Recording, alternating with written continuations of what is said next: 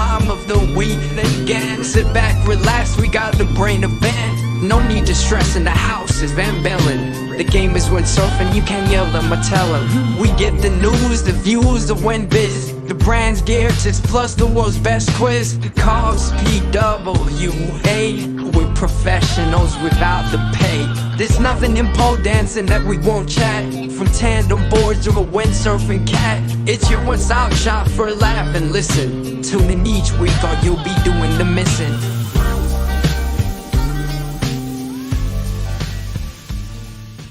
Okay, welcome to the podcast this week, and I have some big news. The other guy, he's gone. We've sacked him. He's been causing too much hassle with the freestylers. Paul Van Ballen's been given the boot. If you want him back, let me know in the comments. But we do have one of the biggest stars ever in windsurfing, one of the windsurfing goats, 24 times world champion. I think I should check that with him. When you get to that sort of number, you might miss a few. But I think 24 times world champion, world speed record holder, the fastest windsurfer ever.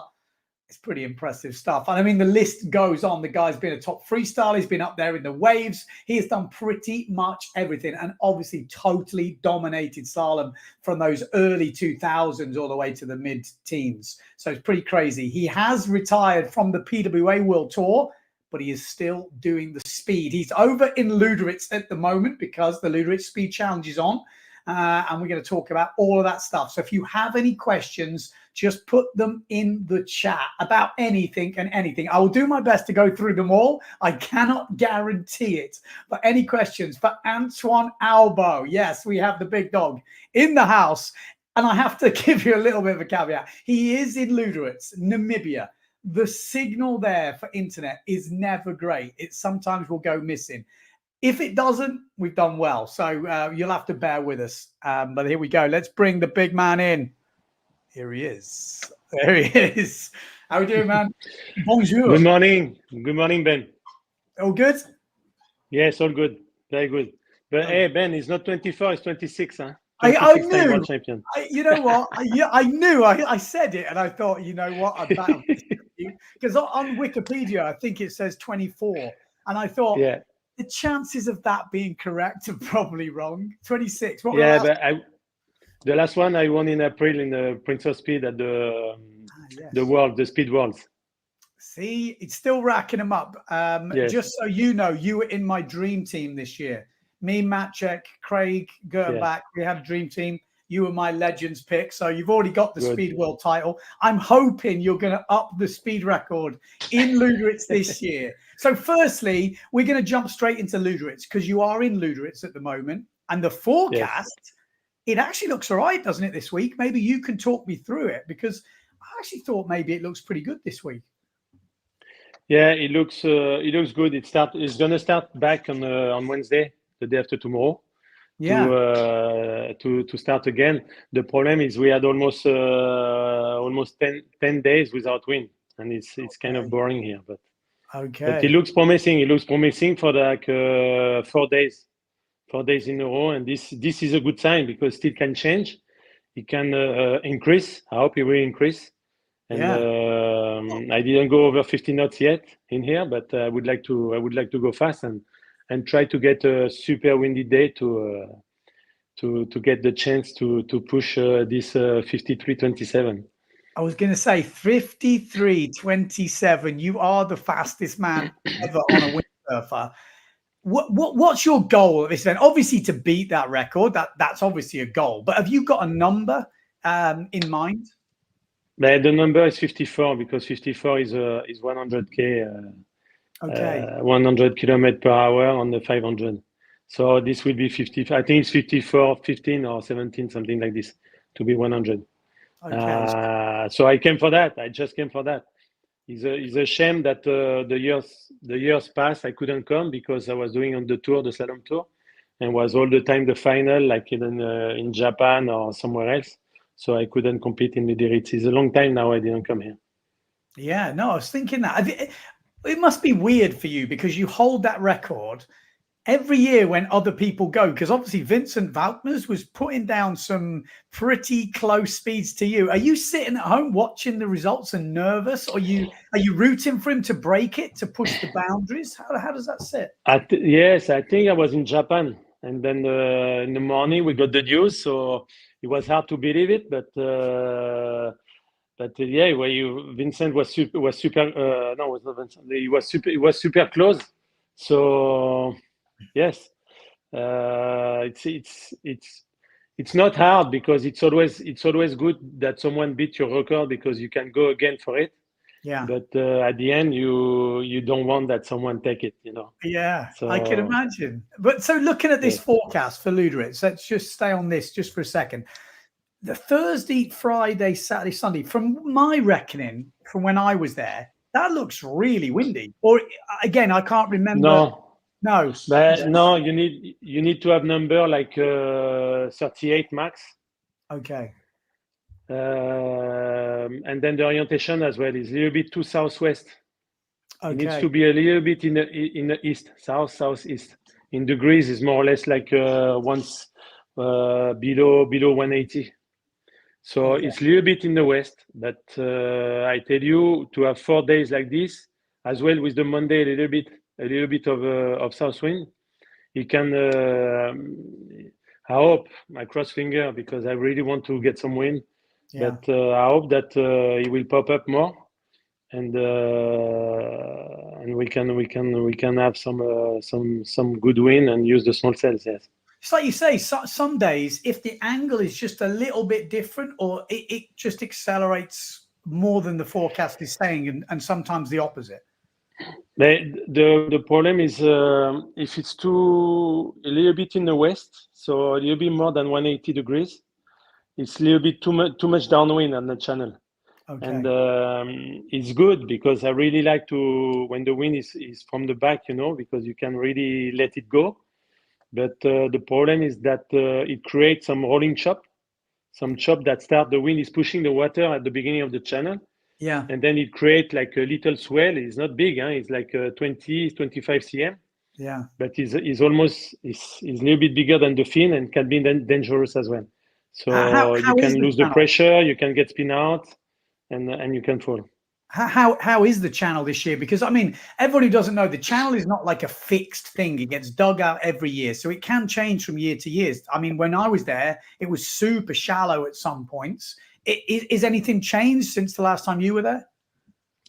Since the last time I was there, yes, it changed a lot because now they put sandbags on the upwind side of the channel to make the edge straight, because it's super hard you can dig, it's super easy to dig it, but with the movement of the water, with the wind, with the sand flying, the berge upwind side is always moving. So when they put the sandbag, it's much better. So okay. This is much better. This year we don't have a lot of water. It's like in the middle there. It's really, really shallow, so it can be dangerous as well if you fall. And for the angle, for me, it looks the same. They were supposed to change a bit the angle to make it a little bit closer to the wind to get less chop, because if you go more close to the wind, this rolling chop will not come. Yeah. So the angle is more or less the same than when I did the record. Interesting. I mean, have you got the same setup? Because I know when you did your record, you had your own van, which was, I mean, how many runs did you do in that day? There's like an insane amount of runs where you broke the record literally like 20 times or something crazy. No, I think I did 35 runs. 35 runs, okay. And I did, I went 17 times over 52.05, was the last record. Yeah. And I did, I checked the other day, I did 6 runs over 53 knots. Wow. And that was ridiculously windy. That was kind of crazy stuff. Like someone said the rocks were getting picked up from the side of you had to go with the goggles. You couldn't see anything. You get sandblasting. You finish the run there, you have the feeling that you were rolling in the sand because you were full of sand. Really? Full of sand. Crazy. It was crazy. I did hear that when I was there. We had a kind of windy day, but they were like, Ben, this is nothing. It's obviously that famous line from you, apocalyptic, like where it was just absolutely insane. Obviously, Luderitz is the fastest place in the world. That's what we're doing. Is there any more spots on the radar? Is anyone looking at, obviously, because you've got this thing going on with the Zephyr project, which, there is talk of you trying to hit 60 knots, or am I imagining that figure? No, but the world record is sail rocket is 65 knots. So we want to go over that. But the thing is, with Zephyr project, we want to go at least more than 50 knots with 25 to 30 knots of wind. Gotcha. So, because right now, if you want to go 50 knots, you need 50 knots of wind almost. Yeah. And and this is the problem, to find a place. In France, we have really good place in La Palme, where Principe is organizing all the Prince of Speed. Yeah. And is one of the best, is the best place in the world to go speed riding, easy, because Luderitz doesn't exist after this speed attempt, because nobody is taking care of the channel, the sea's coming. Yeah. So everything disappear. So the best place is La Palme, and you also need to have official 500 meter and official nautical mile. It needs to be recognized. You cannot go to your garden there and say, okay, I'm going to try to beat the record on 500 or something. Yeah. It need to be official. Okay. So the best place, the only place we have now is La Palme, and with the Zephyr project, we want to try there. We want to train there, and if we try to get the 500 or the nautical mile, we will do it there. I already got the nautical mile in June. I mean, the funny thing, well, not the funny thing, but you can look at it different ways. You smashed all the kids as well, like all the younger kids. I know they're not kids anymore; they're like 30 odd, but you're still the fastest. Does that I saw a comment earlier saying, ask him, Ben, ask him, how the hell, with everyone who's coming up, all these new guys, all the new kit, how is he just the fastest? What is it? What is it that you do faster than the rest? Because it's insane, really. I don't know. I think it's just that I was born for that. Maybe I would have good in other sports as well, but I think it's motivation. I think it's as well the people around me, like family and stuff, and motivation, and to stay with younger people as well, because I was all the time hanging out with Cedric Bord and Julien Cantel, that were like almost 10 years less than me. Yeah. So I was feeling same age, And then I didn't have a big injury as well that was bothering me, and I was strong, I was strong, and I like all discipline. I was world champion in 2001 in freestyle. Yeah, I remember. And in Wales, I did my best ranking was 5th. So I was good in all discipline. I was good in all discipline, all wind as well. Light wind, medium wind, strong wind. So I was really, really competitive in all everything. It's mad. I like I said, I was thinking this the other day, because obviously, foiling has come up, hard these days, and we are seeing younger guys now winning races. Within Will McMillan, for example, he's 17 years old. I mean, he's a big lad. He's like 110 kilos, but still, that would have never ever have happened on a fin, but it's happening on the foil. How does that?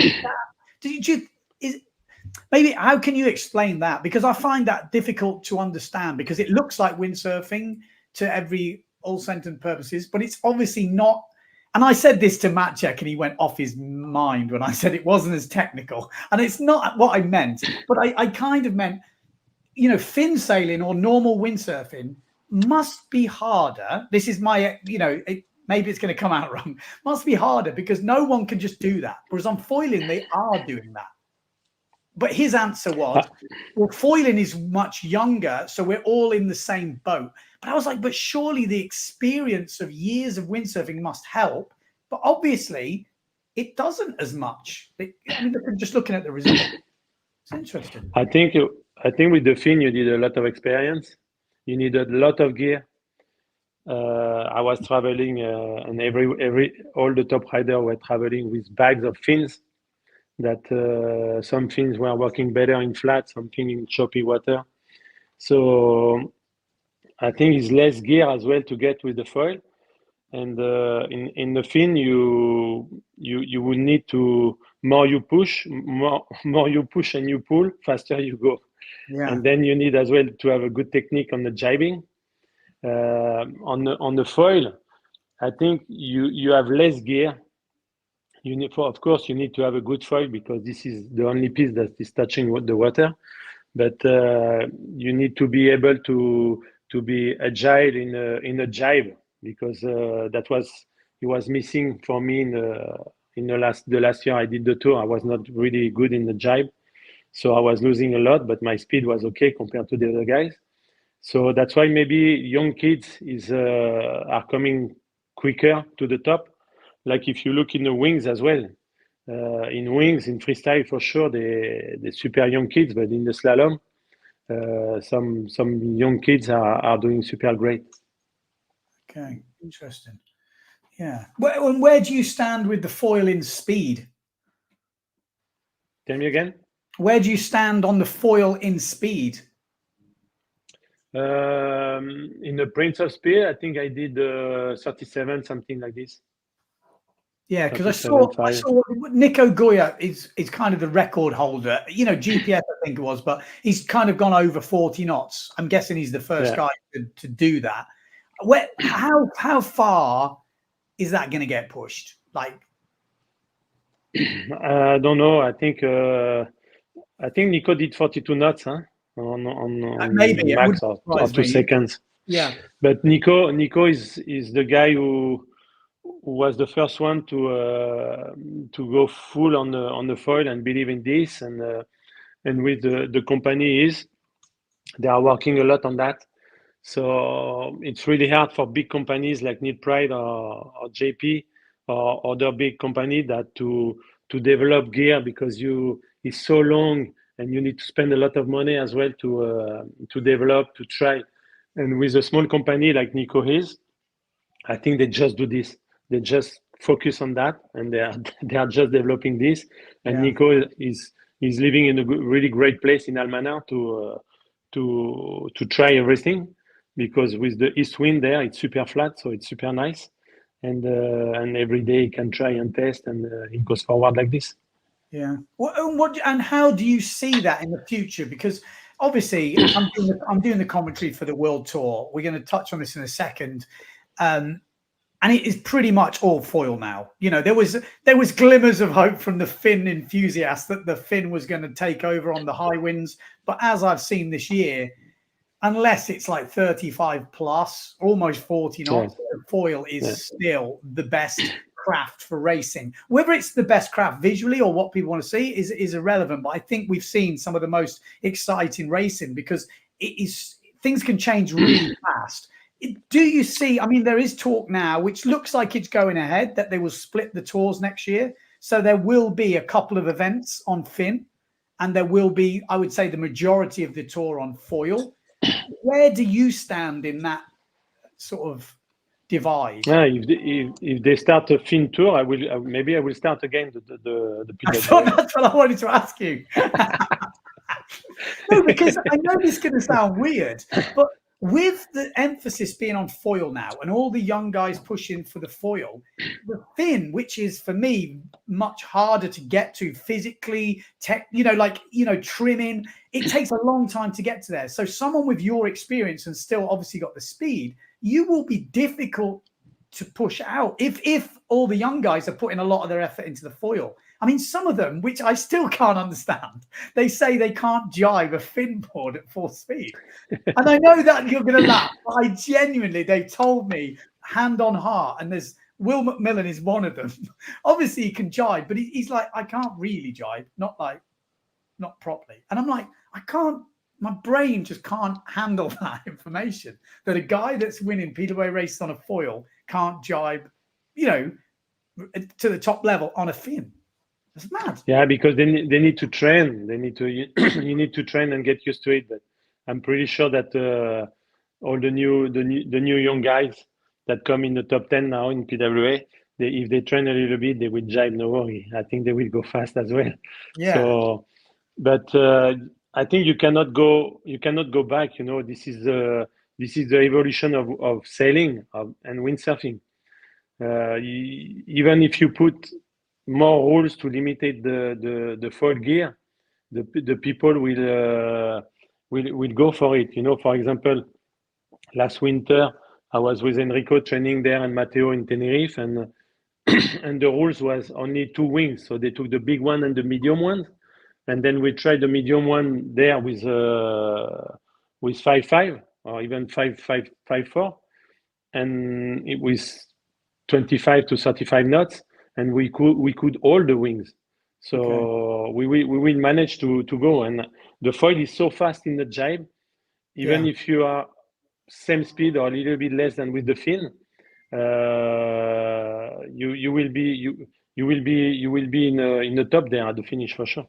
So you see, for example, the last slalom that Pierre won in Fuerte, it was super windy. I was not there, but I watched. I think it was the windiest slalom. And actually, this is not a victory of Finn, because the second one was a foil. Yeah. So maybe Pierre did the amazing race on that race, super start and really good jibe, but it was like we say kif 50-50. Yeah, it's a good point. A good point. It wasn't like maybe in Pozo if you have 35 plus, it's going to be hard because it's going to be fucking choppy, but the level of the guys will increase every year for sure. Yeah. Well, I mean, like I said, from what I'm hearing, they are going to split next year, so there will be some fin only, and it could be a 5-day event could split into a 3-day foil and a 2-day fin. That's what I'm hearing. Again, it's yet to be confirmed. This could be a big problem for the manufacturer as well, because they will have to give a lot of gear to the rider as well. This is a big problem as well. This is a big question. Yeah. And what do you see with the public? I mean, obviously, a lot of people tune into my channel. I can honestly see the difference when I put a foil video versus a fin slalom blasting video. The fin always does better. Like, is that just the generation we have now? Yes, but no, I understand your point. This is true. But when you are actually practicing foiling in high speed slalom like this, you don't see it the same, because you see how difficult is it to go in straight line and not crash on the foil. Because you can ask all the guys, and I'm pretty sure that they told you already, because you were on all the events, that it's super hardcore. In Fuerte, for example, you see Bruno, how many times he bear off the wind, like he disappear off the screen. Where's the guy? You don't do it on purpose. You just react to the wind that is pushing you and send you there to the next island, and then you need to come back how you can. So this is foiling in strong wind with other guys, same level, full speed. It's super tricky. Yeah, well, it's been some exciting racing, and I have to get your take on this. Did you follow the Japan event? You might be expecting this question, but obviously the big news from Japan wasn't Matteo Yukino winning. It was Johan So getting disqualified on the last day. Have you? Yes. Did you watch it? Did you hear anything? What's your take on that? Yes, I was watching. I was talking to a few guys as well, because I'm still in contact with them on WhatsApp. It's super nice, and I was super happy for Johan, because I met him the last year, and we traveled one time together, and we were talking like friends, So, but I was really disappointing for Matteo as well, because with equal point, he was missing the world title, and Matteo is a good friend as well. And then, so I closed the computer, and then I went away. And Paola, my wife, she sent me a text, like she was like she couldn't believe that. She told me, no, it's Matteo winning because he got disqualified. So I was like, no. So I was trying to be in contact. I was in contact with Cedric, that trying to explain to me as well the problem. And then I called Matteo, and Matteo explained to me, and apparently that this problem happened. So I was not there exactly, but I'm pretty sure that was a lot of tension on the last day, especially there was no wind. And I know those no wind days that everybody is talking about everything. Yeah. So I think it came like this. Yeah, it was a difficult, I have to say, for me as a commentator, and watching it all year, watching it play out. We come into the last event, and it's like this thing. This 20-year-old has just basically won the slalom world title because there's no wind, and then this sort of last minute complication with the sail. I mean, there's obviously a few different viewpoints I read online, and I said in my video last night, but I would like to just say from my point of view, I really feel that Johan didn't cheat. It wasn't like he's adjusting the sail trying to cheat the thing. I think there was some mismeasuring on Andrea Cookie's side. There is a long story about how they had to adjust the sail, but I won't even go into that because it's just not really worth it. But I think Johan himself, he hadn't even used that sail all year, because I made sure I spoke to him because I thought I want to have the most information I can because I'm going to get asked. But he was saying to me that was his training sail. Then he tried it before Japan with some different battens in, and he was like, oh, this is actually going quicker. I'm going to take this. Didn't think too much about it. And then obviously didn't even use it in Japan, and then gets disqualified, which I understand the rules state if you cross the start line and you intend to race with it, that is as good as racing. But then from the other side, did he use it to beat any of his opponents? No. And you think, oh, and then watching the podium at the end, and he's not even on it. And it was like, poor, I understand because I can see both sides, but it was hard to watch, that's for sure. But listen, it's super difficult, and we don't have many rules on the PWA. Yeah. But there is one rule that you need to use production equipment for the boards, foil, and sails. I saw the picture, because the picture that somebody took of Johan sails, it was everywhere on the web, and it looks like the sail got changed. I did. That was not in dispute. And you are not supposed to. So even if he didn't use the sail before, on some events they were putting stamp on all the sails.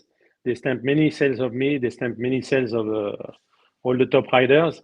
So even if you don't use your sail, and the sail is stamped like this, and they come to check, it's a sail that you wanted to use.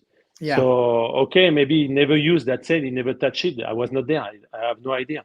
But it's really bad to say, but you need to follow that rule. And what is really, really bad as well is that he was about a world title. It could be for 5th place or 4th place or even podium. But this was for the 1st place, and this is really sad, and this is really bad. So Johan, I don't know, from what I know him, I don't think so that he wanted to cheat for sure. Yeah. But maybe he didn't take, because he knew that sail was changed. We could see the double tape. Yeah, and that's the thing. He wasn't trying to hide it. It was blatant. It was very blatant. Yeah. So that's what makes me also believe, backs up what he said. He wasn't trying. Otherwise, he would have, had a new one made with the same different measurements. So if you come to Japan and you have a sail like this, maybe he's new on the tour as well, and he didn't believe that they could disqualify him, or they could say, no, you cannot use that sail. But we have judges that are good in taking decision, and they will follow the rules. And I think they just follow the rules. But what is really bad it was for 1st place or at the end of the year. But what can I say? I was not there as well to see, and I didn't talk to Johan. I talked only to Matteo and Cedric, and they tried to explain to me. But I don't know. This is a really difficult case, and I think for the judges there, it was fucking hard to take a decision. But if they took that decision, it's because they were right. So I don't know. I like, and again, I've seen different people online saying stuff and saying, "Oh, the PWA done this." Look, the PWA, and I know they had no choice. The sail had been altered, and there's no disputing that. No one was disputing it, and it didn't fit in with the measurements that were down.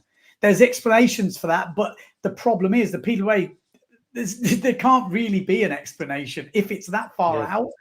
They have to say, well, the rule is that, and you are over that. It's done. And like you say, the difficulty was a 20-year-old kid in his first world title, you know, on his own with no backup, no sponsors with him, no dad, no nothing, on his own, trying to deal with this situation. You know, I'm sure if Finian had been there, or you know, a couple of the other boys, it might have gone down a bit more. I don't know, but yeah, it was a shame. But what is for sure, I want to say as well, I want to congratulate him, is that he showed this year that he had a really good skill. He had a good, amazing speed. He was jibing really good. He didn't miss that much of the jibing, and he showed that he can be in the top there. And so I think next year he's gonna be there again and fighting for the world title for sure. Yes. Yeah. It's going to be some interesting battles. Has anything like that ever happened in your sort of time on the PWA with measuring? No, was a lot of stories that people were cheating, but every time they were checking and it was good. You know, it was many stories, parking stories, but no, it never happened. Never happened. I mean, there is talk, I will say there's rumors about foils and stuff, but the problem is with foils at the moment, I think there isn't a thickness measurement that you can check because it's so difficult with a foil. And with foils being so new, maybe slightly different, you know, and this is a very difficult one to take. So I think when you have a new sport, you know, which foiling is, there is some changes coming in very fast. Like, I don't know how that's going to be. You know, will it be just a box rule in the end? Because I think with the foil, yeah, for sure, it's super hard. But they do it in the kite, and I think they do it really good. But in the foil, what is the most easy is to check the thickness of the mast, the thickness of the wings, maybe the profile a little bit. But what they put inside, this is super hard to. It's super hard, but I think in IQ foil they do it as well. They have this scan, then they can check what kind of carbon or I don't know exactly, but I think they can. Do you think there should be a limit on the production of foil, like for example, or you think it should be a more open thing? I mean, within reason, obviously, not something crazy, because it just seems very, you know, I don't know. I was just. Again, everyone's got ideas. Things are moving so fast. That's the problem. In the foil, I don't know, but if you don't put any limitation, this will give an advantage to the top rider for sure. Yeah. But I think if you put the limitation, you can just check all the measurements, the size, and the thickness. This will be not so hard, I think, to do it. I don't know if they do it or if they did it in Japan. I have no idea. Yeah, I'm not quite sure. I think they measure the span, the width, but I'm not sure the thickness is on there. But I maybe should do some more research before talking about it. Yes. Right, we're going to talk about. I'm going to have a look at some comments because there is quite a few comments coming in. We've got a couple of good mornings. What have we got here? Antoine Albeau finally getting some acknowledgement with a proper TV show on channel. Yes, on Canal Plus. This is interesting because I've seen this. It's obviously in French at the moment, but you had a TV crew, if I'm not mistaken, following you around for 2 years. No, for 2 years. 2 years.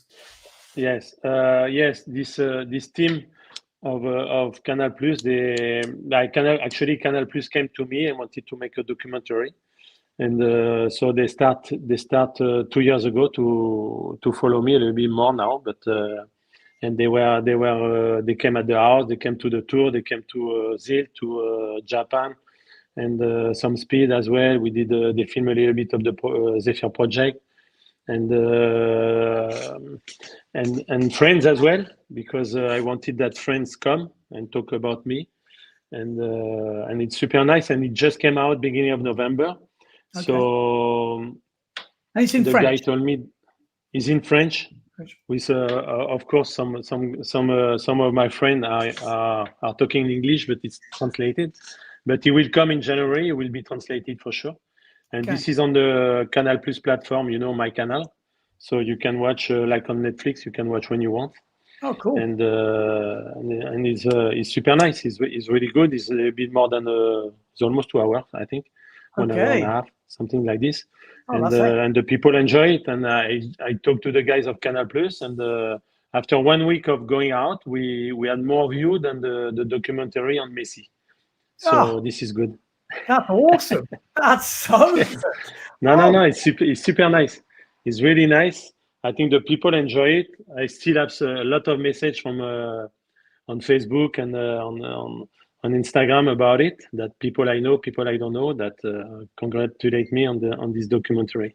So it's super nice. So good. That's so good. Like that Messi stat is something that, you know, and I've heard similar stories, you know, when they did the Red Bull Storm Chase, and that thing just went crazy. It just goes to show, if they put effort in and they put money in and they give us the same platform they give some of these bigger stars or bigger sports, that windsurfing has definitely got the visual and the interest, you know.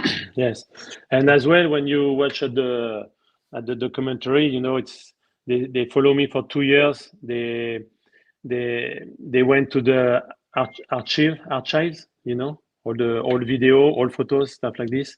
But when you look at the documentary, there is so much more to tell, you know. It's like, because I was like 30 years on tour, you know, so it's like a little bit of the stories, but it's really, really nice. It's super nice. Yeah, no, that sounds like, I'm looking forward to it. Maybe translating that in what, January or February? January, I think it will come out on the platform with in English. Okay. Sounds good. Sounds good. I think I'll wait for that. My French. But it's super good that it's not me who went to look for Canal Plus. It's just Canal Plus that came and asked me if I wanted to that we do a documentary, and of course I say yes. Yeah. And but it's good because Canal Plus is big, huh? Yeah. Well, massive. Sorry, my phone's just going crazy. I don't know what's going on. There's other windsurfers that are probably watching the podcast. I might have turned the sound down. Yes.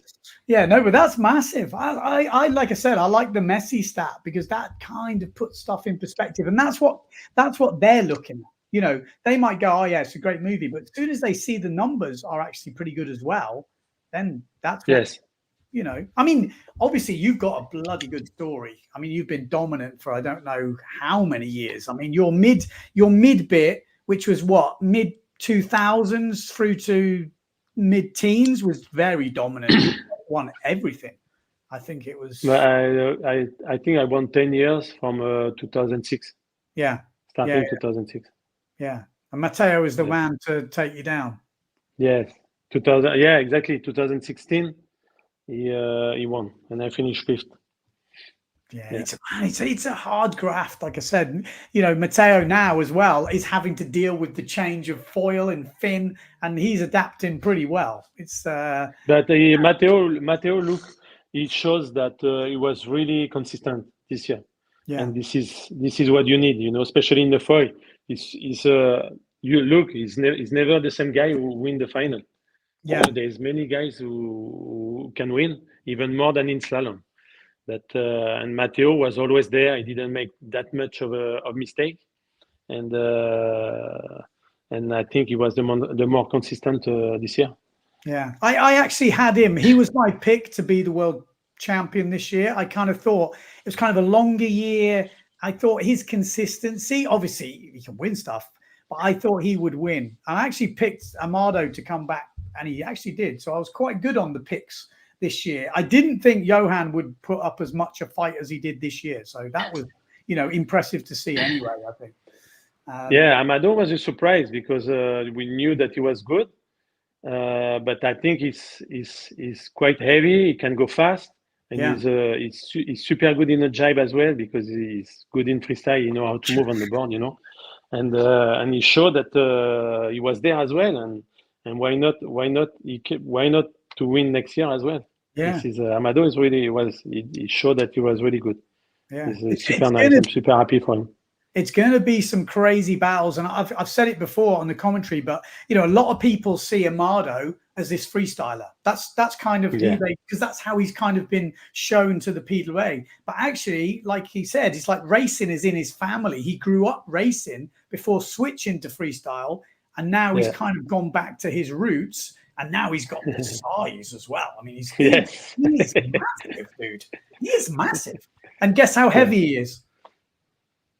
He told me, but I don't know, 98 or something like this. No, what did you always tell me?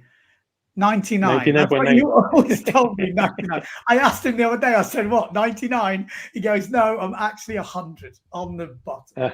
So, kind of funny. I thought that was quite good. Right, I'm just going to, no particular order, I'm just going to go through some comments. Some of them will be from earlier as well. Vince saying, hello, do you have any personal feedback in regards to Z-Fin SLM? I don't know what fins you use. Just bought my first Z-Fin 37 for a Actually, in the speed, we talk about the fin speed. Well, this sounds like he's talking about a Z-Fin 37, and it's for his 7.7 on a 117 board. No, I was using the Z and the Carpenter when I was doing the slalom tour. But now on the speed, for sure, the Z is good. But I developed with Olivier Pontrouche the UFO fins that was existing already, and we test some new fins during the Prince of Speed there. And we made some really good fin for the channel. I have one here, but it's super small. Oh, bloody hell! What the size profile is really good. This is 18.5. 18. Yes. You're on an 18. 18.5. Wow. I didn't use yet. I was on the 19 because the wind was not strong enough. But we developed those fins, and they are really competitive, and I'm gonna go for it. I'm gonna go for I'm selling all the time those, and I still have some Z in the bike for sure, but I'm gonna go with those fins because I'm really confident that the grip is super nice, and it just go. You always have speed. It's really good. It's so difficult, isn't it? This is what I found with Luderitz anyway, to test, because when it's good, you don't want to be testing. You want to be, going. So it's like, how do you test a fin in Luderitz? No, it's for sure you cannot. You test in La Palme there, but you test size like 21, 23, something like this, 22. But you cannot really test the 18, 18.5, 19, and 20. So you just make the small fin like more or less the 21, okay. And then you try when you are here. The two first day I came, we had good wind. I was on 5.7, and then the next day I tried the 5.3 as well, and I could try all my fins, and it was super easy. Luderitz is super nice to try the fins because it's super easy. You just take the channel, you come back driving, and then you go again. So it's good. The only problem this year is super shallow, so it's super hard not to touch. When you start, when you finish, so you damage those fins. They are super thin. So as soon as you touch even the sand, there's no stone, nothing. You damage them. So this is kind of a problem. You need to come with a lot of fins here. Okay. And have you sailed? No, carry on. Tell me. I was going to say, have you sailed at Diaz Point with do you have any fins for the other way around? Because Diaz Point's port tag. No, because yes, we had, but I couldn't go because that I crashed the second day, and I damaged the. Yes. I forgot to say that we should talk about that. No, but I crashed just after the finish when you start coming straighter on the board and unhooked. I made the mistake and my fin touched a little bit the sand on the upwind side, and then I just let it go because it was not a big crash. I was maybe 45, 46 knots after a run of 47, and at the first impact I touched the ground because it was 30 cm of water, and I touch here on the side. And I came out, it was no problem, it was just a crash, nothing special. But I felt it. I didn't have protection. I didn't have wet jacket because it was not that windy. So nothing to protect as well. And I went up and I said, fuck, I have pain. And then I continued the whole day. And then the next night I had problem to pee, to go to the toilet. All right. And then the morning I couldn't pee. And then I look and I was peeing like 3 drops of blood. So I went straight to the doctor, and it was super hard to know what you have here, because all the, they make the echo, they make the radio, but all the stuff they have is so old. You cannot imagine. Maybe the echo is from the 90s or 80s. So at the end, I just guessed what I got, but I think the kidney got shocked, and maybe internal bruise. I was thinking that the ribs in the back were broken, but we did 2 X-ray. The X-ray machine actually was good here, and didn't look that old. But nothing was broken. Even 3 days after I went back, and nothing was broken. So I think I just got shocked. Everything moved, like if you have a car accident or a bike accident, I don't know. Yeah. And then all the stomach, everything was like how do you say? Got shocked and was not working really well. And then was a lot of pain. So the windy day on the Sunday, when they did over 50 knots, I tried to do 2 runs. But the first run, I couldn't hold the sails. I think I did almost 49 knots, and I even didn't finish to go after the last camera. And I try again after, and I say, no, I cannot. So it was really bad for a week, that it was super hard to sleep. I couldn't lie down. I couldn't just stay on the back, no side, no front, nothing. It was really, really bad. I almost didn't sleep. And then after a week, the pain started to go down. So, and now I still have some pain, but it was no wind, so I couldn't go. We had a wing session the day before yesterday. The pain was there, but it was okay. I didn't make any change. So we will see. On Wednesday, we will see on Wednesday how it goes. So this was I think was kind of serious, because it's going to be 2 weeks, and I still have the pain. But we will see. We will see what it is. Just a question. You don't wear a helmet, because I've seen you have some massive crashes at Luderitz, like on those videos over the years where you're skimming down the channel. And I've had to answer this question for you a few times, because I didn't wear a helmet, and I heard your reasoning, but it's better if it comes from the horse's mouth, literally. Why don't you wear a helmet at Luderitz? No, the helmet we have, they are much better. But before, the helmet were big.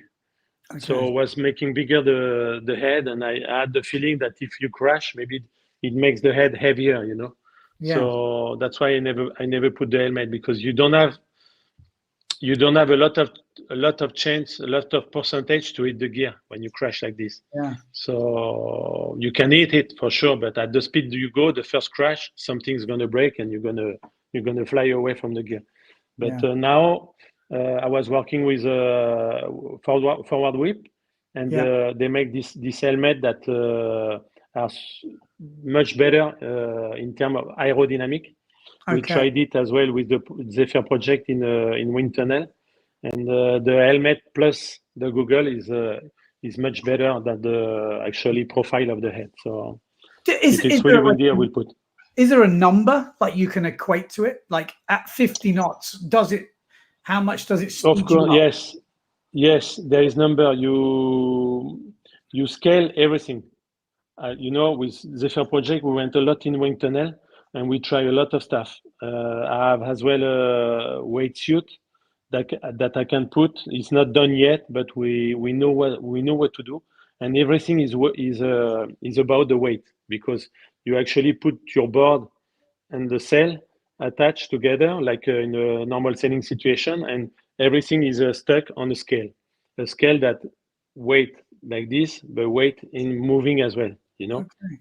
So when the wind is blowing, if this is the mass, the wind is blowing, the scale is taking the weight this way. So you scale everything in weight, in kilograms. And so the helmet if it's only the helmet, is really small. But if you put everything, the wetsuit, the special wetsuit, and the helmet and everything, you gain a lot. And What sort of weight jacket are we talking? What are you wearing at the moment in terms of? I'm guessing you've got extra weight. Is it? I mean, yes. Usually, how much are you putting? The weight jacket is a disaster in terms of aerodynamics. This is for sure. Yeah. But we need to put, because if you don't put any weight jacket, you go 2 knots slower for sure. Yeah. How many kilos are you wearing? The other day I put 8 kilo when it was really windy on the Sunday, but I couldn't really try because I was a lot of pain. But I will put 10 or 12 kilos, something like this. Okay. Which is already a lot. Yeah, I think I put 8 when I did mine, and the difference was just insane. It's amazing. Insane. Yes, even for me, it's like if I take the weight jacket, it's like I'm going naked on the bike, Yeah, no, it's like it's mad, isn't it? But I was quite surprised at the difference it makes. Not that everyone out there, if they're free sailing, should wear a weight jacket, but it is definitely interesting to try just to feel that. Yes. Because what I found is the body just stops moving, and you feel the sail moving more. Yeah. And I'm obviously a lot lighter than you, but I never get that feeling. Usually on the big gusts, I'm getting moved, whereas that little bit of extra weight up the top made me just so much more steady and comfortable. Yeah, you feel stronger as well. Yeah. You feel much stronger. You are not scared to enter the big gust, and actually you go faster. I know that people put more than 15 kilos. Yeah. I can imagine. I can imagine. A couple more questions. Like Ready CED says, is there an entry fee for riding Luderitz? Yes, there is. Yes. I don't know how much it is now. How much is it now? I think it's 1,500 a week. Yeah. So 1,500 euros a week, and that doesn't guarantee you wind. No, because for example, this week the people they went on the water one day. Yeah. So this is that's why as well it's super heavy contest, because if it opens 5 weeks or 4 weeks, you need to go the 5 weeks, or you need to go the full time. If you want, for example, for me to get the best moment, you need to be from the beginning to the end, because you don't know when the wind's going to blow. Yeah. So you can come, the minimum you can come if you are not running after the record, you come 2 weeks. 2 weeks is good, but this will be the minimum. But it's a lot because you as well need 3 days to come here from Europe and 3 days to go back. So it's almost it's a full mission. Like the guys that go, you're going to get that record. You can enjoy it. What about free sailing there? Because actually, with the emergence of Diaz Point, and there's a hotel there, I think things have got better over the years. I mean, it's much better. I saw it. There is a lot of place to stay. There is more restaurants, but the thing is super hard. If you want to go, we went with Mimo, my friend. We went to the Saucersley, the big dunes, and the dead tree there. But it's 7-hour driving. So every time you decide to go somewhere to see something, it's 7 hours of driving on the dust road, not on the asphalt. So we had many flat tires. We have a lot of stories, but we enjoyed it a lot. It was super good. But actually, the first time I came here with Cedric, we bring everything: wave gear. I bring the kite. I bring the SUP. So this year I bring the wing. I went on the wing. I bring the SUP, but it's no waves. But and I have the wave gear as well, because there's few spots that you can go here. Yeah, I mean, I've seen that. I've seen obviously the pictures from near Varus Bay or whatever, the skeleton, or whatever, Donkey Bay or whatever the place is called. Yeah, but the skeleton is 8 hours of dirt road. Yeah. We wanted to go this time, but with the van we couldn't go. It's too difficult for the car. Yeah. So I mean, obviously the question has to be, and we talked about it earlier, La Palme being the best place in Europe. Why can the French people in that region not agree to dig some sort of speed channel? Because it's literally just mud. There's like mud flats, and I can't help think that it would be the perfect place, wouldn't it? Yes. Yeah. The problem is in France, everything is too protected. So you always have green people that will say that, okay, there's this little plant that is super rare, that you cannot dig out, or this is this little shell, or this bird is going to make the nest. So it's really difficult, but for sure it will be amazing to make the channel there in La Palme. It will be just the best place in the world for speed surfing, and it could be super nice. It's like on the windy day, you just take the registration of the people, you make them pay, and a lot of people will go on the channel for sure. That's what I was thinking, like a pay-as-you-go GPS, GPS speed guys wanting. Yes. It could be such an amazing thing. And when you go to that area, you realize there is a lot of just mud. For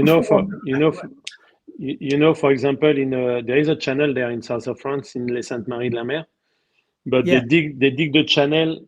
I think it was 1985 or 86, and at that moment it was not as protected as now. The green people, they were not as strong as now, but now it's super hard. So even if they wanted to remake the channel there, I think it will be impossible to have the authorization.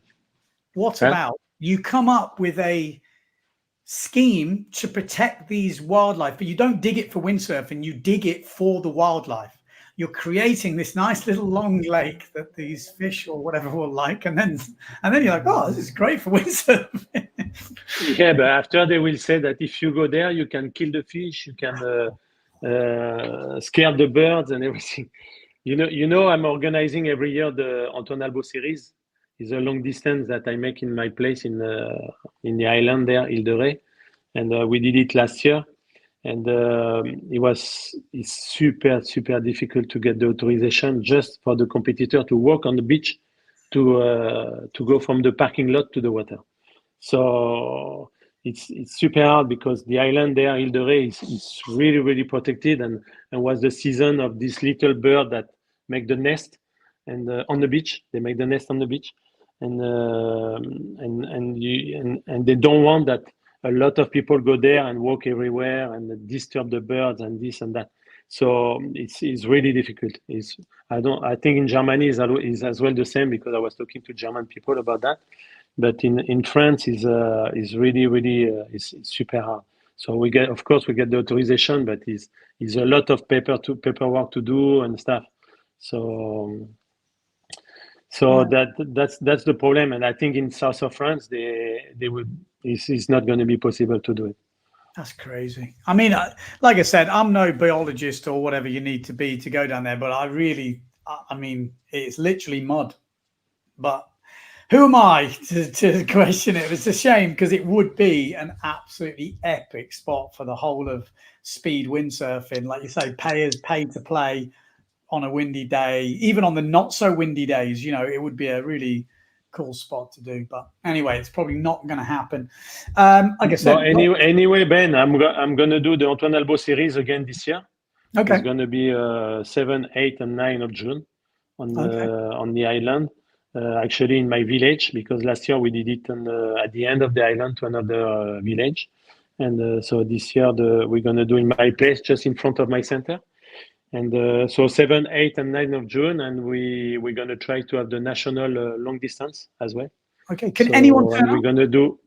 Yes, anyone can enter. We have a lot of long distance like this in France, and we asked now the French Federation to be the nationals, and it's going to be windsurf foil and wing foil as well. Okay, so not fin.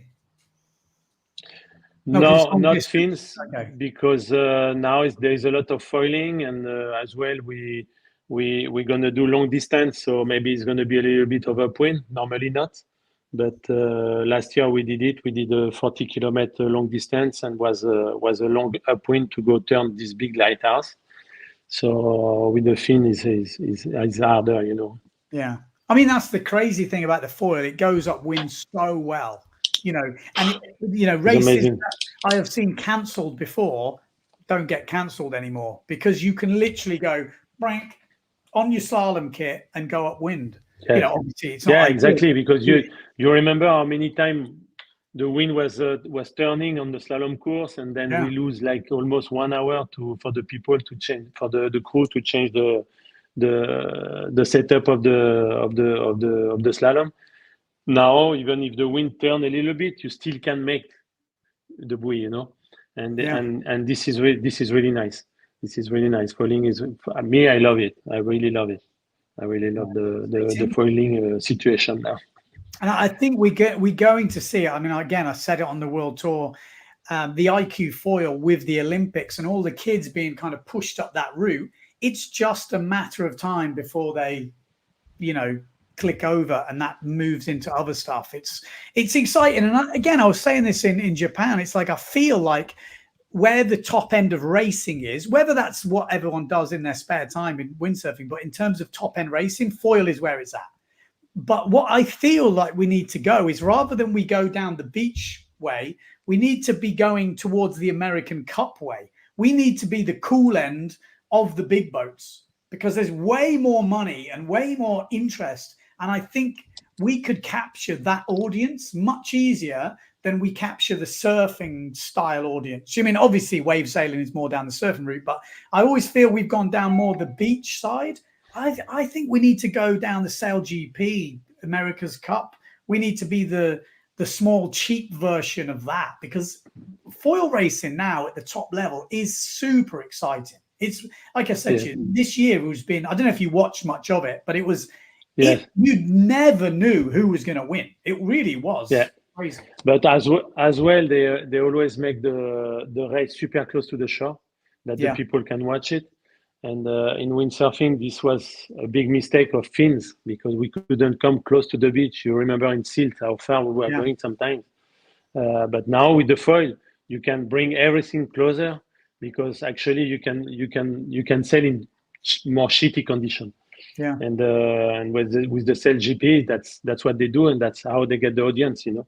So on the tour, they need to do this as well. So for sure, for the rider, maybe it's not the best, but for the promotion of the sport is really better. But really I do think, and what I noticed this in Silt as well, now we've got the drones and the technology of the drone. It's amazing, man. Man, you see everything. So with a big TV screen on the beach, like you would have in football, they have a big TV screen in the studio. When you put that big TV screen in Silt, it doesn't actually matter where you are in the water. People are on the beach soaking up the atmosphere, but they can see this crazy race going on, and it's literally happening there. It's actually is what you're doing, because you never watch on the water or with the binoculars or nothing. You just watch it on the screen. So now with the drone is just amazing. It's super easy to follow the race. Just good. I mean, the race between Matteo and you on my channel, I think it's the biggest viewed video, the epic race from Fuerteventura. You know, that was when the drones started coming in, and how long ago was that? But you know, since then, the technology and the quality of footage and the speed of the drones for the price is insane. It's absolutely insane. I think it was 2016 when Matteo won the tour. So we have, you know, like people forget, we have had drone footage for a long time. It's just much more accessible now. Batteries last longer. Everything's cheaper. You know, internet connections are faster. Everything has just got better. So and driver are better as well. Insane. Some of them are just ridiculous. Not Guy Cribb though. I think he lost 2 drones last week. Don't get cribby. Oh yeah. Okay. We got a lot of questions. How are you for time? You just tell me. I'm okay. There's no wind today. Okay, because my problem is I'll just talk to you for ages. I will look through the comments, but the problem is I missed loads. I'm going to go to the bottom of the comments because they're probably more relative to what we just spoke about. Aaron said, are there armored suits available for race foiling? It's more dangerous. I witnessed some serious foil accidents. Yeah, I've definitely witnessed a few. Is there any armor? I know, like protection? Yeah, protection. Yes, forward whip, they're going to come out with the jacket with the neck protection as well. Okay. To all together combined with the helmet. So you need to put the impact vest. It's going to be a neck protector, and you will put the helmet as well. Yeah. And this will come out because I was talking with Remy about this like maybe 6 months ago, and he showed me some design that were looking good. And I saw already on, I don't know if they put on tour, but in Tenerife, few riders, they start protect the neck with the neck protector. Yeah, it makes sense. I mean, especially when you see some of those crashes. Jean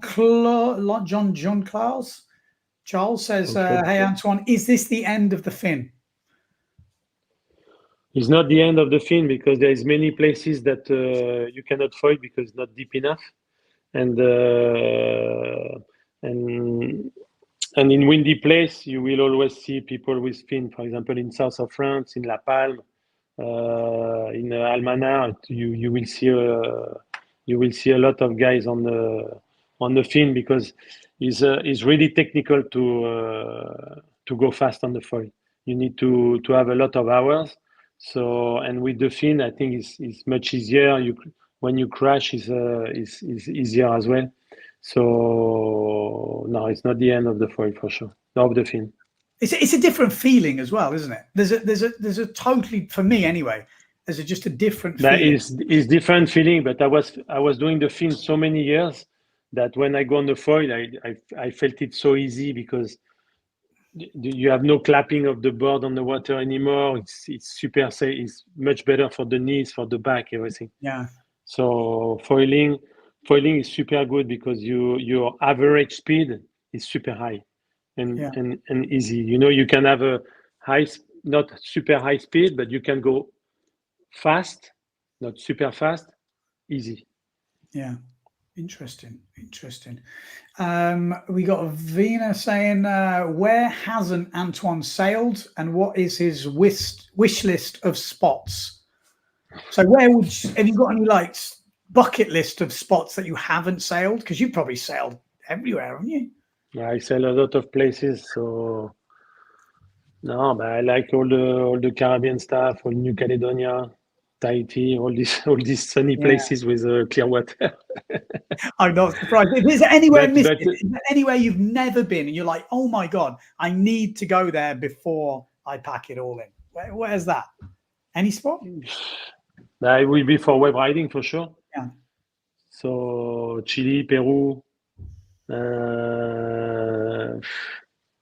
There's few places like this. Where we could go. There's always a list, isn't there? Depending what discipline.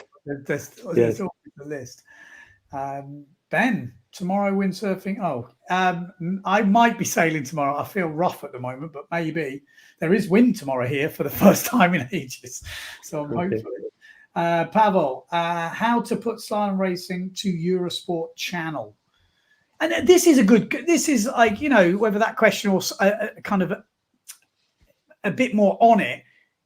I feel, again, I'm a bit biased because I'm the commentator, but I feel windsurfing at the moment, as I said before, with drone technology and all the stuff, I feel, and foil racing, so we'd have less, we have less cancellations and blah, blah, blah. I feel like we are in the best spot we have been for a long time to attract some bigger audience. Okay, if you want, yes, for sure. There is a lot of action and it's really good to watch it on TV.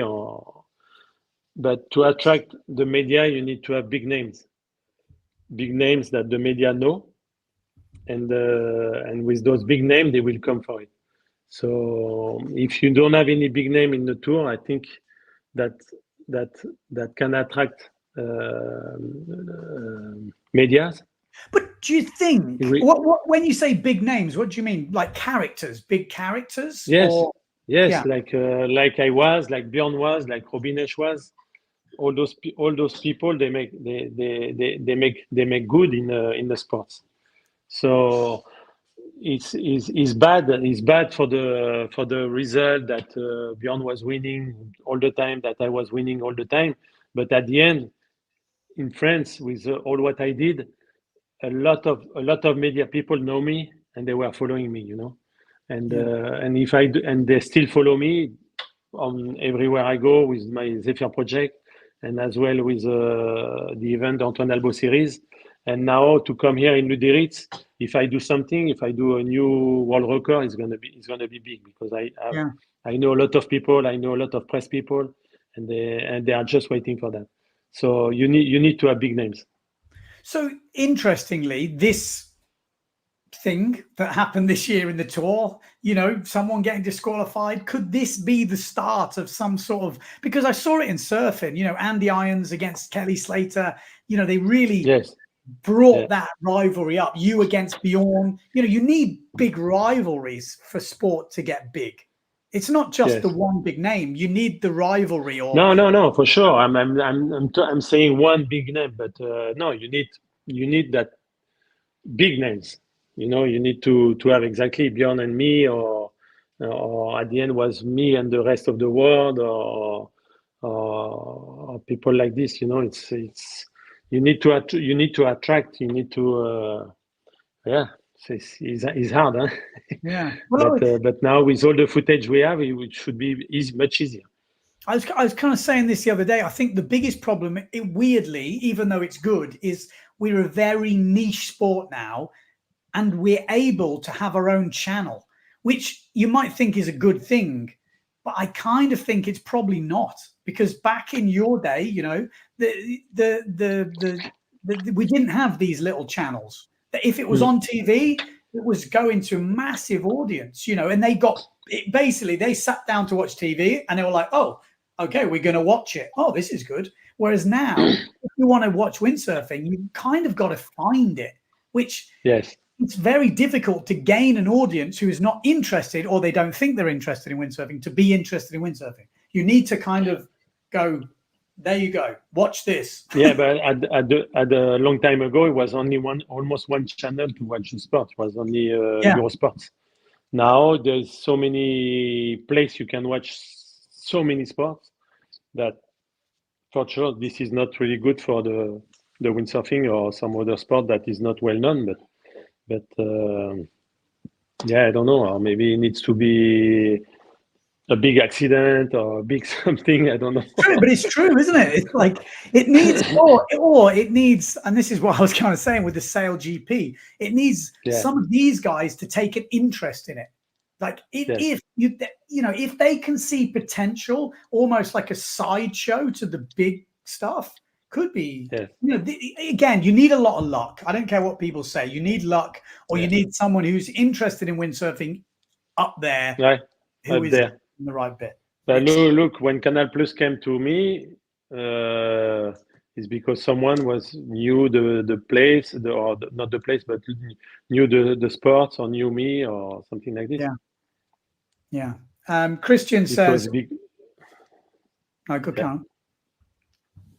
No, but I was just gonna go on to the next question, but carry on. Okay. Just because this is a genuine question. I hear this all the time. What about the feeling of adrenaline? Slalom blasting, fin or foil? It's different. It's different feeling, because to go fast on slalom, I think is easier for me. I think it's easier than to go fast on the foil, because in foil it's like you are running on one leg. You're unstable all the time. Faster you go, faster you are unstable. Yeah. So. And there is a certain speed that we don't know about it. How will go the profile of the foil, and if we'll cavitate or not. With the fin, we know that we can go more than 50 knots, and nothing will happen. Yeah. What you had your biggest crashes on, foil or fin? I was here in the fin, over 52 knots. Yeah, so was the crash here. Yes. But that was when you were skimming across the water. Yes. That was insane. I remember watching that when we were making the video. It's online. It's on YouTube, I think. It's ridiculous. I mean, Mitch has got quite a good one as well. Yeah, Mitch had a good one as well. That is a classic. What have we got here? Hi, Antoine. What's your view on wing foiling coming into the market? Listen, wing foiling is really, I think, is really good, because it managed to put more people on the water. It took a lot of people of kiting as well in my place, especially in the Atlantic coast, because it's safer to start and safer to come back. You don't need to have someone that launch you the kite or catch you the kite when you want to finish. And at the beginning, you can go with one board, one foil, one wing. Is really good. It took a lot of people of windsurfing as well. I have a lot of friends who do this in a light wind to medium wind, and as soon as it's windy, they go with the waves. And it's fun because it learn the people. It make learn the people a new discipline, which was foiling, because foiling in windsurfing is a little bit harder, I think. But in wing, with the wing they use, it's super thick profile, huge wings. It's super easy to fly. So I wing since the beginning. I try. I don't know the year was when Alan Cadix started in Canada. There he was developing this. I don't know. I think it was 2019. Yeah. And I called the guy and he borrowed me the gear. And actually I managed to go almost straight. So because I knew how to foil already. So it's super nice. We give lesson in my center of wing, and I tell you, in one season we give more lesson of wing than windsurfing. Yeah. So it's super nice. In something, the mentality of the people now change. In my time when I was 20, 25, all the new things that was coming, it was not good. It was nice shit, it's like no, this is not good. Now, since maybe, I don't know, 20 years or something like this, everything that is new, we need to try. Is the new thing I want to do. I want to show my friend that I can do. So the mentality of the people, everything is new. I want to try. I want to try. I want to tell my friend that I did it. So that's why the sport goes like this. And it became with the ISUP. You remember when the ISUP came, everybody wanted to go on the surf. So no, but for me, I think for our sport, even for windsurfing, is super nice because it brings people to the water. It keeps people to the water. The people who was handling like, fuck, I have no progress in windsurfing, I want to stop. Wow, I go to the wing, and it's a lot. You come to my island in Luderitz, it's full of wings. You cannot imagine. Sometimes I go windsurf foiling, and I'm alone with 50 guys on the wing and 2 kites. Really? So, yes. Well, what conditions do you have there at home? Is it like a rolling swell or a Well, we have rolling in the winter. We have rolling swell. We have waves. It's never really strong. Never more strong than 25 knots. So it's for the wing. It's perfect. It's just amazing. The people, they go downwind there. They ride the waves, and the evolution of your progress is super quick. It's amazing. If you do a lot, and in few months you can ride the waves easy without pushing for sure, but riding your level. Yeah, I think that's what I found interesting. Like here in Portugal, the wave's quite gnarly and it's not so wing friendly. Whereas when I see like the old beach I used to sail, like Rosnigo in North Wales, it's a bit softer. This is just wing heaven. There is wing everywhere. Yes. But when it's a bit gnarlier, then it's a little bit more. It's another story, yes, for sure. Yeah. I saw someone get smashed the other day. I should put the video online, but it scared the life out of me because, but like you say, you can't. This is what I love about you. Like if you look at the early foiling days, you were one of the first on the foil. Listen, in 2000, I bring the Rush Randall windsurf foil in France. It's crazy, and I speak to you about. And then 2 years before, I had the towing foiling that I was doing with Micah Buzianis in the big waves in the outside spikes. So it was the air chair mounted on the small board with the snow boots, the snowboard boots. I did the same. I still have it at home. It's so heavy, that thing. We did it like at my old local beach, and we adapted this air chair snowboard boots with the kites, and I was like, oh my God, I nearly died my stomach because the thing was dragging behind because I couldn't quite get it going. Oh, it's ridiculous. But, that's what's interesting, like I say about you. You were straight there with the foiling. you know, when supping came out, you were straight on with the supping. You know, you embraced it straight away. With the winging, same deal. Windsurf for you know, like you are, and that kind of shows your mentality. You're not someone who's like, nah, whatever, and then you wait for the whole crowd to come. You are like leading from the front. Yeah. No, but because I like to try everything. I like to try all the sports I can. Interesting. Right. Let me have a look at if I can pick out some comments because they've all gone. I've been a bit all over the place here, so I have to find some. James Crocker says, I guess Robbie Nash won against very experienced men aged just 13. Different sport back then. I guess he's talking about the first world title when Robbie Nash won at 13. But I mean, that was very, very early days, weight categories, I believe. And no, maybe it was open. Yes. Oh, maybe it was some weight category. This I don't know. I don't remember. What was your first year? What were you racing on? What was your thing? What equipment? No, but I think I started the local competition. I was 11 or 12 and then I became a national Mickey. You know Mickey?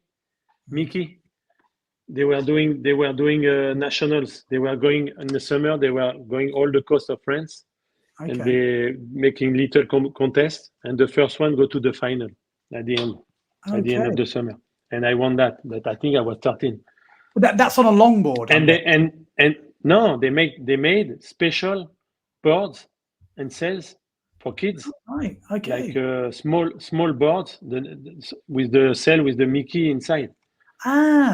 With the Mickey Mouse. Yes, Mickey Mouse. Yeah, I do remember something like this. Yes. Yeah. And I won in France, the national. So, we're going off subject a bit, but what was your breakthrough year? Do you remember? What equipment was it? Like, when did you come of age? Did you win the Youth World Championships or did you age later? No, never, because he was not anymore. Okay. They had a break. I don't know why they didn't organize it anymore, because they were doing before. Because I know that when I went on the tour and I was friends with Raphaël Salle, with Jean-Luc Vasse, with some of the French guys. They were like maybe 4 or 5 years older than me, and they were coming from those youth worlds. And me, no, it was not. They didn't organize it. And after, when I was older, they start again to organize it. So I never did the youth world. I won in '94 the production IFCA in racing, slalom, overall, and then the national as well. The team how you say, Team France, we won. Was this on the AHD? Or was that later? No, I was on Mistral and Gastra. Okay. Was before. And then after Mistral Gastra, you went to Neil Pride AHD. Is that right? Maybe there's yes, I went to AHD. AHD, yeah. AHD and Neil Pride. That's the first memory. No. Listen. No. After that, I went to BIC and UP sales. Yeah, I remember. I did 1 year, and then TIGA and UP. Okay. And then I went on Neil Pride and AHD. So that was around 2000-ish, or was it? No. This was 97 on Neil Pride. Okay. Yeah, that's what I was going to say. Late 90s, I seem to remember you Neil Pride HD. And that was kind of when I first saw you doing stuff. You know, you were like starting to break through, as I remember. I was winning all the nationals for years. And then on the tour, I was fighting to be top 15. Yeah. More or less. What was your first win? Do you remember? The first win was I was on the Gastra. And Haleakala was one shaper in the south of France. That was I remember Haleakala, yeah. Yes, and I won one slalom. I think it was my second World Cup in Aruba. I won one slalom in front of Bjorn. And this is in my documentary. This video is in my documentary. Sick. I'm looking forward to it. Because Bjorn fall 2 jack before the finish, and I was flying on my 5.7, and I managed to pass him, and he didn't catch me back. Bloody hell. So yeah, so you've been through all that board design, because I mean I was a bit young back then, but that was with the little flap on the back, and then there was No, the flap was after. Was it? Was after for the big board. The flap. No. But I was not that young. I was 19. Okay. Oh, that's pretty young. I started the tour pretty late. Huh? Oh, you started the tour at 19? Yeah, I started in 92. I was 19, 20. Okay. Fucking hell. Yeah. Okay. And when was your first world title? It was IFCA, was 94. But after I won the PWA because it was Formula. I won in 2001. Yeah. And the same year, the freestyle. Two world titles the same year. I remember seeing this clip of you on Formula I think it was in Silt or somewhere like this, and you were going down a swell and you basically nosedived, and the whole sail, and you just went, ugh, and the sail just went, and somehow I was like, how does he not, like, I always remember seeing that clip, and I don't know where it's from, but it's etched in my memory. I remember as well. I mean, they were big boards back then, sure, pretty flat, and that sort of racing was, I mean, you were the beast. Like in Formula, that was where you first, I seem to remember anyway, for me, looking in. And then you kind of, and the PWA slalom came, and then you started dominating, which was, that was impressive. Who okay. I mean, little change of subject, but who do you think, like if you look back in time over the best speed sailors in the world, because obviously you're in Luderitz at the moment, given modern day equipment, who do you think in this day and age could be like one of the best? Or I don't know. Right now?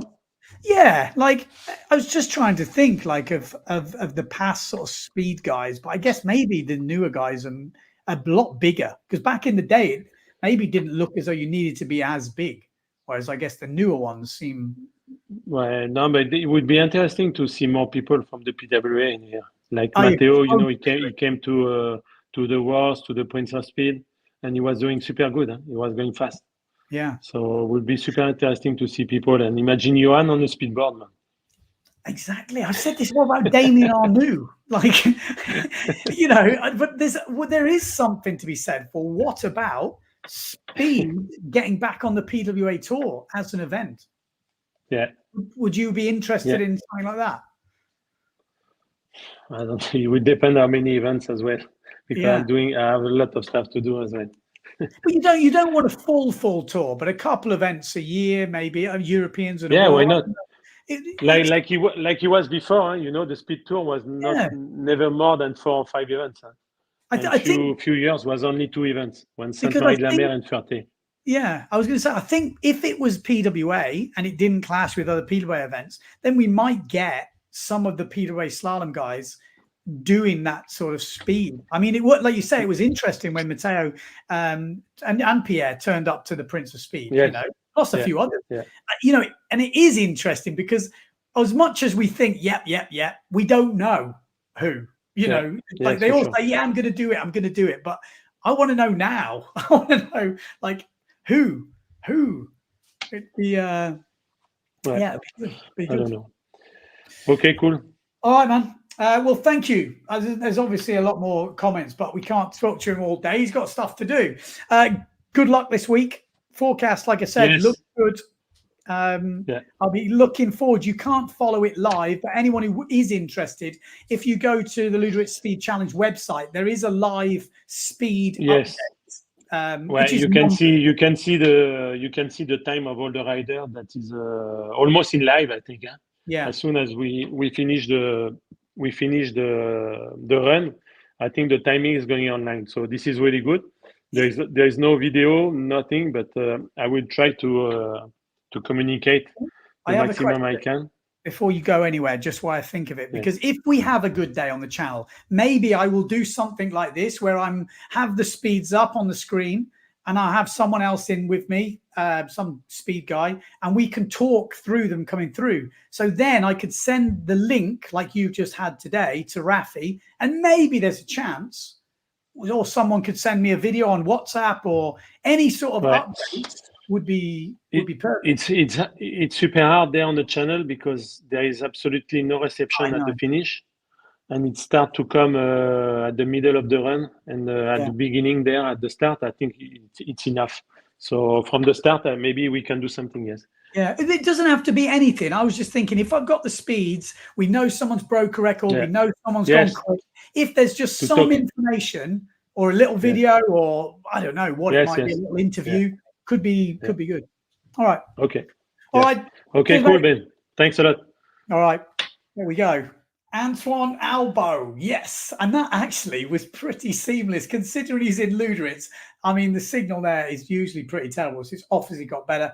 I hope you enjoyed that. If I didn't ask you a question or I didn't cover a lot of things, I'm sorry. I tell you, talking to him is crazy because you've got so many different ways to go. But yeah, that's it for the podcast. I am going to try, as I just said then, to do something with the Luderitz Speed Challenge because the way it's looking, there is a good forecast this week. Obviously, Antoine is there, which is pretty insane to have him there anyway. And I might do like a live watch along where we have the speeds up. Obviously, you can do that on your own, but I thought it might be quite interesting. We'll see if we can get some speedsters in to sit with me. It's usually a couple of hours in the day when that like sweet spot is. So stay tuned to the channel. Yeah, I'm off to have a cup of tea. I'll see you in a bit.